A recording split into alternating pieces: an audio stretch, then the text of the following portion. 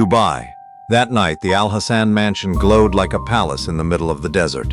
The sound of violins drifted slowly across the infinity pool.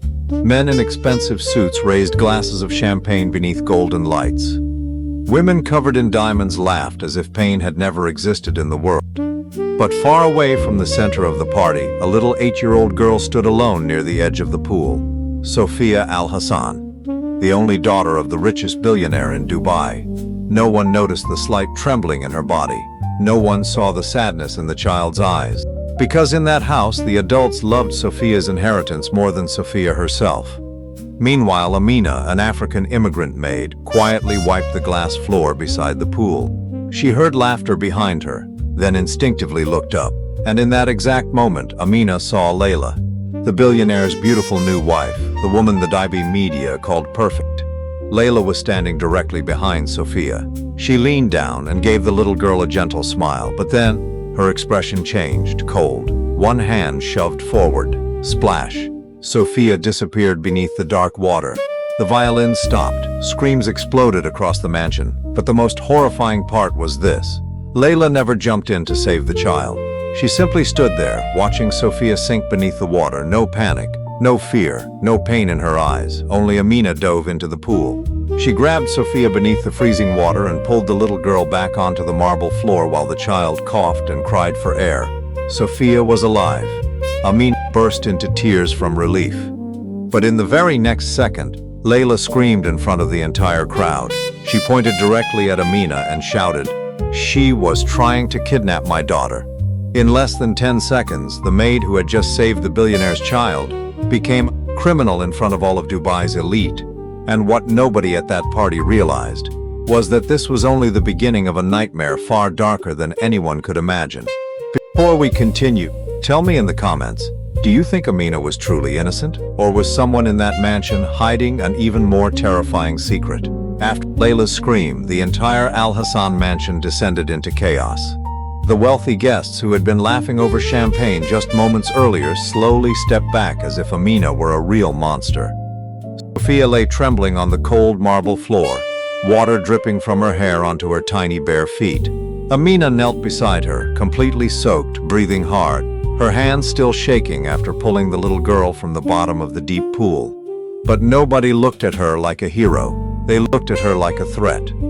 Layla wrapped her arms around Sophia and burst into even louder tears. Her trembling finger pointed directly at Amina as she cried dramatically, "I saw her pulling my daughter into the water.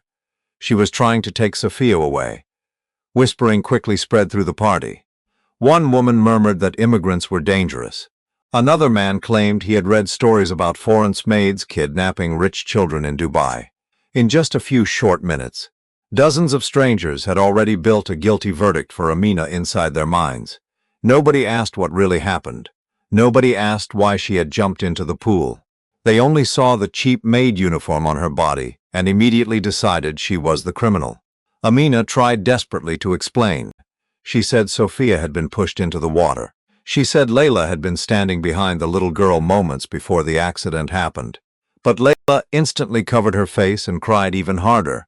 "She's lying. Oh my God, somebody call the police." 2 security guards rushed forward and grabbed Amina by the arms. Sophia weakly cried against Layla's shoulder, trying to say something while coughing up water. Under the golden lights of the mansion, Amina suddenly noticed Sophia reaching her tiny hand toward her. The little girl's eyes were filled with fear. Not fear of Amina, fear of something else standing behind everyone in that room. And in the middle of the chaos, Amina realized the most terrifying thing of all. Layla did not look like a mother who had almost lost her child. Her eyes were too calm, too cold, as if everything that had just happened had been planned long before tonight. Far away at the end of the second-floor hallway, a small figure stood silently in the darkness, holding an old camera. Yusuf, the autistic boy living in the mansion, was watching everything. Nobody noticed him, but the old camera in his hands was still recording. In just one night, Amina's life was almost erased from the world. As the sun rose over the giant glass towers of Dubai, her face was already everywhere on the morning news. Red headlines flashed endlessly across television screens. Immigrant maid attempts to kidnap billionaire's daughter. Every channel replayed the same footage of Amina carrying Sophia out of the pool. But nobody showed the moment she jumped in to save the child. Nobody talked about how Sophia had nearly drowned. They only needed a terrifying image, something powerful enough to make millions of people believe she was a monster. On social media, hateful comments spread like wildfire. People called her a desperate, poor woman trying to change her life through the blood of a rich child.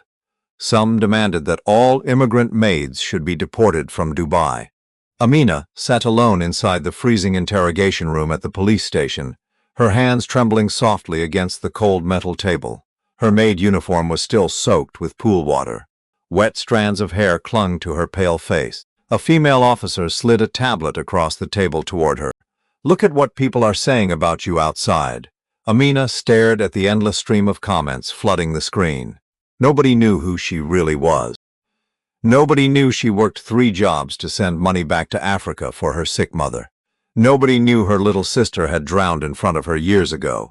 And nobody knew that last night, Amina truly believed she would die in that pool if she failed to save Sophia. But in the eyes of Dubai, she was now nothing more than a greedy immigrant woman, the perfect sacrifice for the wealthy to throw their sins onto. The investigator sitting across from her asked coldly, "Why were you carrying the girl away from the pool?" Amina burst into tears. "I wasn't running away. I was trying to save her." But the man only sighed with suspicion. He had heard too many poor people claim innocence before. Outside in the hallway, Amina could hear reporters screaming outside the police station. They wanted photos of her face. They wanted to capture her tears. They wanted to turn her into the next shocking story for television. Meanwhile, back at the Al Hassan mansion, Layla sat in front of cameras wearing a pure white dress, her eyes red with fake grief like a devastated mother. She held Sophia tightly in her arms and whispered emotionally, "I only thank God that my daughter is still alive." All of Dubai was touched by the image. Only Sophia remained silent inside Layla's embrace, her tiny eyes red with fear. She no longer cried. She no longer spoke. She simply stared quietly at the television screen showing Amina in handcuffs. And for the first time in her young life, Sophia understood something terrifying. Sometimes adults can be far more dangerous than the monsters in children's stories. 36 hours after the incident at the pool, Omar Al Hassan's private jet landed in Dubai beneath a heavy midnight sky. Desert dust drifted across the city while the glass towers in the distance glowed like a world that never slept. But inside the limousine racing back toward the Al Hassan mansion, the air felt unbearably cold. Omar sat in silence the entire ride. He did not look at his phone. He ignored his assistants. His eyes remained fixed on the video replaying over and over on the screen in front of him. Amina carrying Sophia out of the pool, Layla screaming in tears, security guards restraining the immigrant maid. Everything looked obvious, too perfect. And somehow that was exactly what made Omar uneasy. The moment the car stopped outside the mansion, Layla rushed forward and threw herself into his arms like a woman who had barely survived a nightmare. She cried against his shoulder. I was so. Omar gently held his wife, but his eyes were not looking at Layla. He was looking at Sophia. The little girl stood quietly behind her stepmother, clutching a small teddy bear against her chest, her pale face still trapped inside the horror of that night. And what sent a chill through Omar's body was the look in his daughter's eyes. Sophia was not looking at Amina with fear. She was looking at Layla. When Omar stepped closer to hug her, Sophia instinctively took one tiny step backward, just a small movement, barely noticeable, but enough to awaken a strange feeling deep inside a father's heart. That night, after Sophia finally fell asleep, Omar walked alone into the security room beneath the mansion. Dozens of surveillance screens glowed inside the cold darkness. He ordered the staff to replay every camera angle from the pool area during the party. But the head of security lowered his eyes and quietly said, "Sir, the pool cameras lost footage for exactly 3 minutes." Omar said nothing. 3 minutes. The exact amount of time Sophia disappeared beneath the water. A multi-billion-dollar empire with one of the most advanced security systems in Dubai somehow lost footage during the exact moment his only daughter almost died. A cold sensation slowly crawled down Omar's spine. Suddenly he remembered Layla's expression beside the pool in the video. Too calm, too controlled. Not the face of a mother watching her child drown. As Omar turned to leave the security room, he noticed a small figure standing silently at the far end of the dark hallway. Yusuf, the autistic boy living inside the mansion, held an old camera tightly against his chest. He said nothing. He simply stared at Omar with strange, unsettling eyes. Then, slowly, without a single word, Yusuf bent down and placed a small USB drive onto the floor in front of him. Omar bent down and picked up the small USB drive from the cold floor. When he looked up again, Yusuf had already disappeared into the darkness at the end of the hallway, as if he had never been standing there at all. Only the low hum of the air conditioning echoed through the basement of the mansion. Omar stared at the USB in his hand for a long moment. Inside this house, Yusuf was almost invisible. Nobody truly spoke to him. Nobody asked what he thought or how he felt. The maids whispered that he was a strange child. The family's private doctors said he had suffered from severe autism ever since his parents died in a car accident years ago. Since then, Yusuf barely communicated with the outside world. He simply carried his old camera everywhere through the mansion as if it were the only thing that made him feel safe. Omar had tried several times to get close to the boy after bringing him into the family, but whenever he approached, Yusuf would quietly walk away without saying a word. Layla always seemed uncomfortable around him. She once told Omar that Yusuf's eyes frightened her. That boy looks at people like he knows secrets he should not know. At the time, Omar thought she was simply being sensitive. But now, for some reason, those words sent a chill crawling across his scalp. Omar returned to his private office on the third floor. Beyond the giant windows, Dubai still glowed beautifully in the night like a perfect world untouched by darkness. But inside the room, the atmosphere felt unbearably heavy. He inserted the USB into his laptop. There was only one folder inside. No title, no date. Just a black video file icon that instantly made Omar's heartbeat grow faster. When the video began playing, the footage appeared shaky and distant, as if recorded secretly by hand from behind a hidden hallway somewhere inside the mansion. Omar saw the pool, the guests, the distorted sound of violins mixed with the wind. Then the camera slowly moved toward Sophia. The little girl stood alone near the water. A moment later, Layla entered the frame. Omar instinctively sat upright. In the video, Layla leaned down and said something to Sophia. The audio was too unclear to understand, but Sophia slightly stepped backward as if she were afraid. Then the footage shook violently for a few seconds, and in the very next moment, Omar saw something that made the blood inside his body turn cold. Layla quickly looked around to make sure nobody was watching. Then she pushed Sophia into the pool with her own hands. Omar froze. He replayed the footage again, then a third time. But the result never changed. This was not an accident. This was not a misunderstanding. Someone had truly wanted his daughter to die that night. Outside the hallway, soft footsteps suddenly echoed and stopped directly in front of the office door. Omar turned his head sharply toward the sound. The door remained closed. But somehow, he felt as if someone was standing out there in the darkness, silently watching him. Omar sat frozen in front of the laptop screen for several long minutes. His eyes remained locked on the shaky footage Yusuf had secretly recorded. At that moment, only one question echoed inside his mind. Why? Why would Layla want Sophia dead? Beyond the glass windows, the lights of Dubai still glittered like a perfect dream built on wealth and luxury. But for the first time in many years, Omar no longer felt safe inside his own mansion. It felt less like a home, and more like a place hiding something evil. He replayed the footage again. This time he paid attention to every tiny detail. Layla had not looked shocked before Sophia fell into the pool. She looked around first, carefully, like someone making sure nobody was watching. And the most terrifying part was what happened immediately after Sophia disappeared beneath the water. Layla turned toward the crowd and screamed Amina's name almost instantly. Too fast, too precise, as if she had already rehearsed the entire moment inside her head. Omar immediately called his private lawyer to the mansion in the middle of the night. By 2 in the morning, documents covering the Al-Hassan family inheritance were spread across his desk. Omar read every page in silence.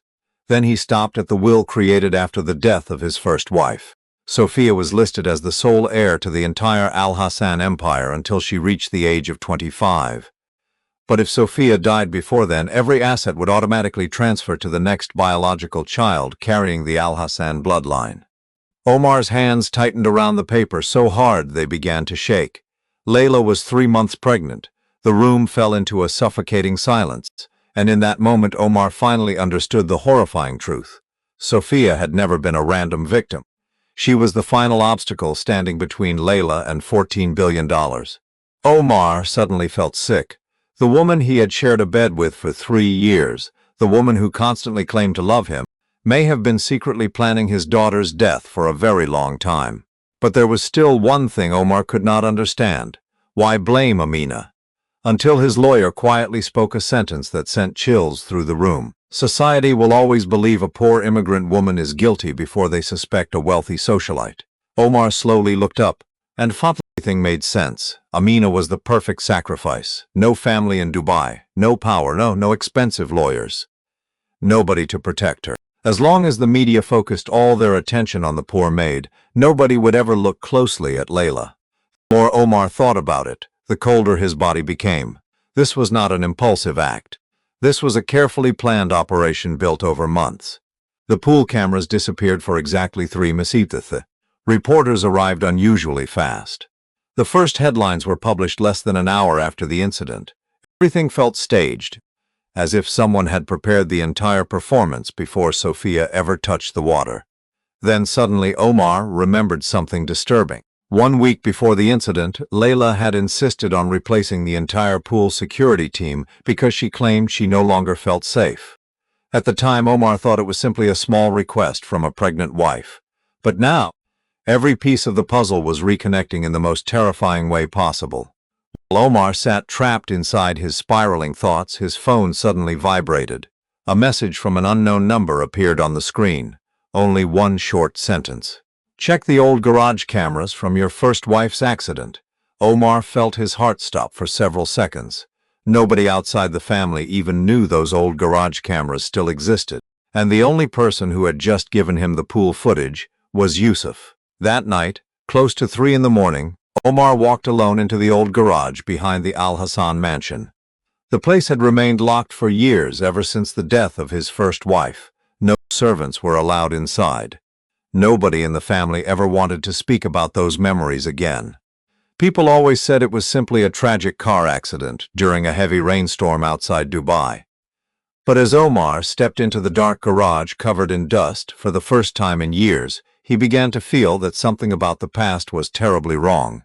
The cold smell of old metal and engine oil filled the room. Ancient security cameras still hung from the ceiling like dead eyes watching from above. Following the instructions from the mysterious message, Omar turned on the old storage system. The monitor flickered for several seconds before finally coming to life. Hundreds of archived video files appeared on the screen, dated years earlier. Omar felt his heartbeat grow heavier the moment he recognized the date of his wife's accident. He opened the final camera recording before the car left the garage that night. At first, everything looked completely normal. His first wife walked into the garage wearing the familiar cream-colored dress he remembered so well.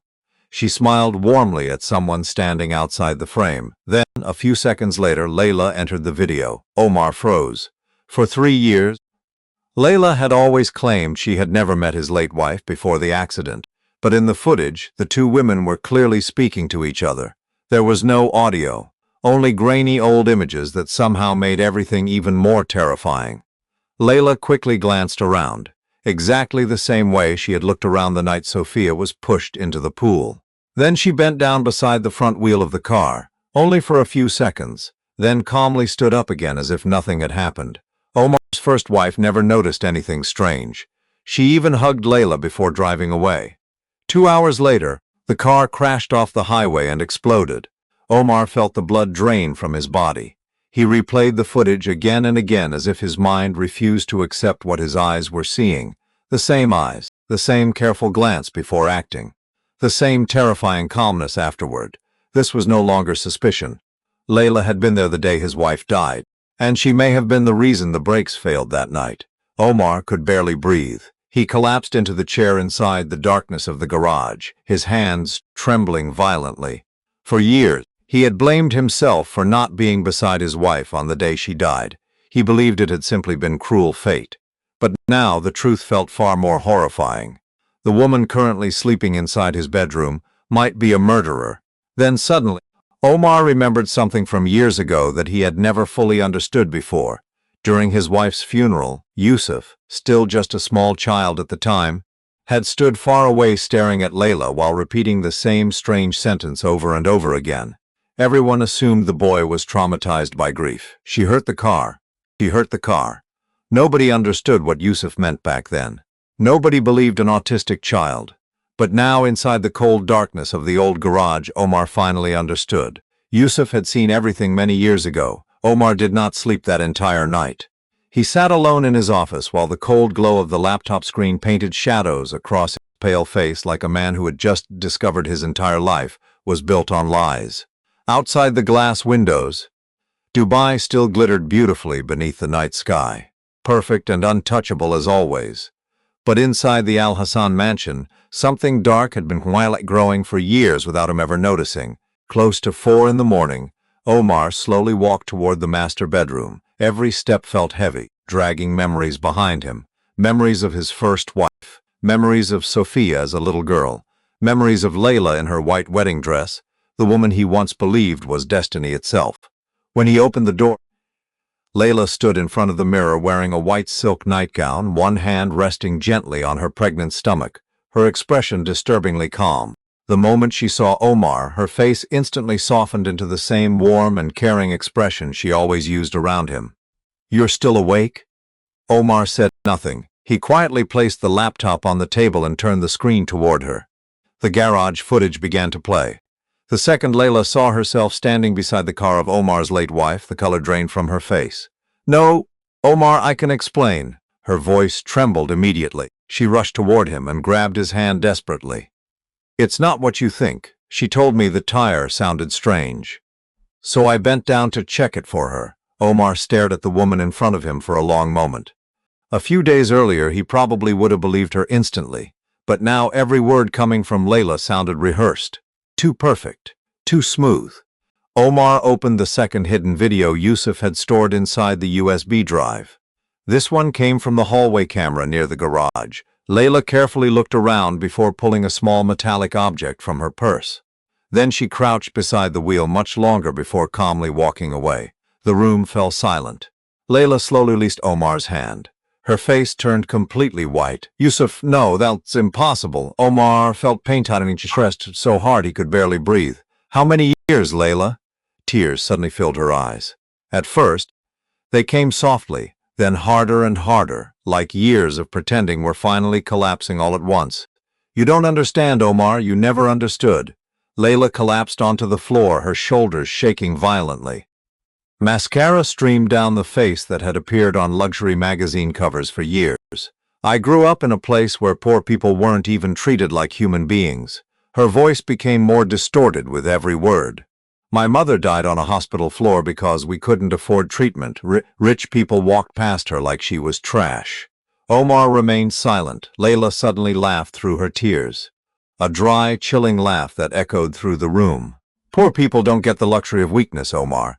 They only exist to be stepped on." Slowly she stood back up, and something inside her eyes began to change.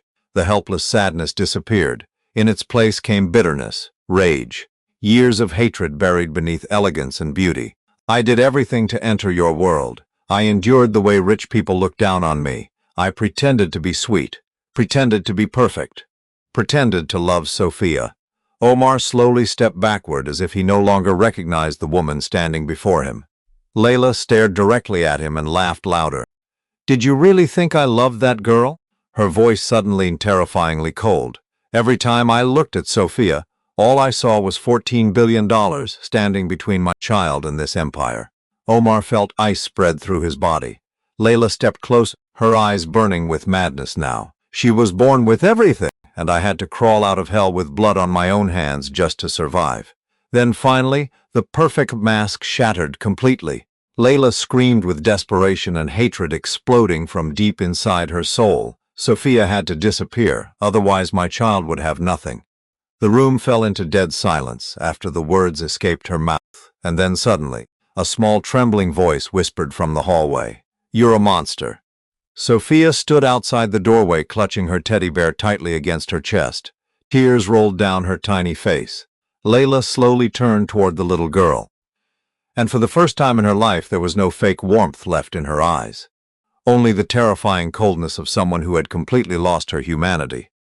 The next morning, all of Dubai's media gathered outside the headquarters of Al Hassan Corporation. Hundreds of reporters crowded in front of the massive glass tower while cameras and flashing lights exploded like a storm of white fire. The entire city believed this would be the final press conference before Amina was officially condemned as a criminal. Across live news broadcasts, people still referred to her as the maid who tried to kidnap the billionaire's daughter. Inside the grand conference hall at the top floor of the building, Layla appeared wearing an elegant black dress, her pale face filled with carefully crafted sorrow like a grieving mother trying to stay strong through tragedy. She held Omar's hand tightly in front of the cameras, still playing the role of the perfect wife until the very last second. But this time, Omar did not look at Layla. His face had become frighteningly cold. When all the reporters finally settled into silence, Omar stepped onto the stage. The atmosphere felt suffocatingly still. Then he spoke only one sentence. The woman falsely accused in this story was never Layla. The entire room immediately erupted into chaos. Hundreds of camera shutters exploded at once. Layla turned sharply toward Omar, panic finally visible in her eyes for the very first time. Omar said nothing else. He simply signaled for the large screen behind the stage to turn on. The pool footage began to play. Second by second, the truth unfolded in front of all of Dubai. Layla carefully looked around to make sure nobody was watching. Then she pushed Sophia into the water with her own hands. The room fell completely silent. One reporter even dropped his phone onto the floor in shock. Layla slowly stepped backward, her breathing collapsing into panic. No, this can't. But the nightmare was not over yet. Omar played the second video from the old garage years earlier. The footage showed Layla crouching beside the wheel of his first wife's car moments before the fatal accident. Horrified gasps spread across the conference hall. In only a few minutes, the woman once admired by all of Dubai had transformed into a monster before the eyes of the world. Layla burst into tears and lunged toward the screen as if trying to stop the truth itself, but the police had already entered the room. The cold metallic sound of handcuffs echoed beneath the endless flashing cameras, and in the exact moment Layla was led away in front of the entire media. Amina quietly walked into the room wearing simple clothes. No diamonds, no wealth, no power. But for the very first time since the nightmare began, all of Dubai finally looked at her like a real human being. 3 months after the scandal that shook all of Dubai, Layla's trial finally came to an end beneath hundreds of flashing cameras. The woman who once appeared on the covers of luxury magazines, once praised as the perfect image of Dubai's elite society, now sat silently in a cold gray prison uniform. No diamonds, no bodyguards, no gentle smile capable of fooling the world anymore. When the judge sentenced her to life imprisonment for the attempted murder of Sophia and for her involvement in the death of Omar's first wife, Layla burst into tears and nearly collapsed in the middle of the courtroom. But this time, nobody pitied her anymore. Dubai had finally seen the real face hidden behind perfection. News of the trial spread around the world like a chilling warning to those who believe wealth can bury sin forever. Meanwhile, Amina was fully cleared of all accusations. Omar held another press conference, but this time he did not stand like a powerful billionaire above everyone else. Instead, he stepped down in front of the cameras and bowed his head to Amina. The entire room fell silent when the richest man in Dubai spoke with a trembling voice. I allowed an innocent woman to be destroyed because I was too blind to see the truth. Amina broke into tears. Not because her reputation had been restored, not because of money or sympathy, but because for the first time in her life, she felt seen as a real human being. Shortly afterward, Omar publicly placed Amina in charge of the largest immigrant children's protection foundation in Dubai, created under her name. But the moment that touched the city the most came from Sophia.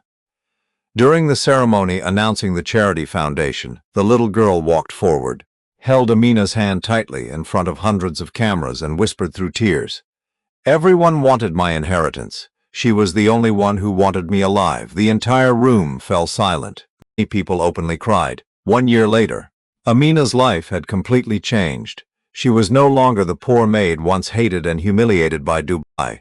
She became a woman who helped thousands of immigrant workers find homes, legal protection, and the chance to live with dignity. But the most valuable thing Amina gained was not wealth or status. It was a real family. Sophia loved her like a mother. Omar saw her as the person who saved what remained of his family from darkness. And Yusuf, the boy the world once called strange, was finally heard, understood, and loved the way he always deserved. And after everything, Omar finally understood a truth that all the money in his life had never been able to teach him. The most dangerous thing in this world was never poverty. Poverty can make people suffer, but poverty of humanity is what turns people into monsters. Omar had spent most of his life building the tallest towers, the most powerful companies, and an empire admired by all of Dubai. But he forgot the most important thing of all. A child does not need to grow up inside a golden mansion to feel safe. A woman does not need diamonds to become kind, and a family cannot be protected by money if love no longer exists inside it. Layla had everything poor people dream about: fame, power, luxury, the admiration of the world. But greed slowly destroyed her ability to see others as human beings.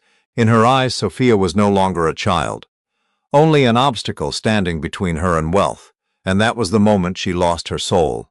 Meanwhile, Amina, the poorest woman inside that mansion, turned out to be the richest in humanity. Even after experiencing loss, poverty, humiliation, and pain, she still chose to save a drowning child, not for money, not for reward, but because she understood what it feels like to lose someone you love. And sometimes the people most deeply wounded by life are the very ones who still have enough kindness left to save others from darkness. In the end, mansions become empty. Wealth becomes nothing more than lifeless numbers inside a bank account. Fame disappears with time.